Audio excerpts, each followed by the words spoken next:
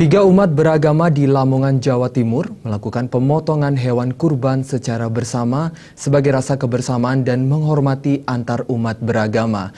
Kegiatan ini dilakukan setiap tahun seusai hari sholat Idul Adha.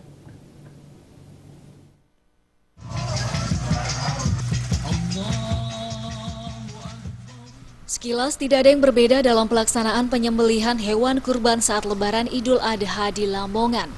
Jika biasanya perayaan kurban hanya dihadiri dari umat Muslim saja, namun di Desa Balun, Kecamatan Turi, Lamongan, puluhan warga dari berbagai agama Kristen dan Hindu secara bersama-sama membantu dalam proses penyembelihan hewan kurban. Kegiatan tahunan ini sendiri dilakukan sebagai ungkapan kebersamaan antar umat beragama serta merupakan perwujudan dari Pancasila, yang meski berbeda-beda agama dan kepercayaan namun dapat bersanding damai, bahkan saling kerjasama. Dalam penyembelihan hewan kurban sendiri, seluruh warga diberi jatah daging, baik muslim maupun non-muslim. Kemudian nanti kalau ada kelebihan, biasanya itu juga yang non-muslim dapat lagi. Kenapa kok seperti itu? Ya karena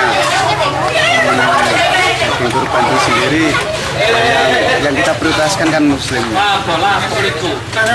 Di Desa Balun sendiri ada berapa pemeluk agama, Pak? Ada 3 agama.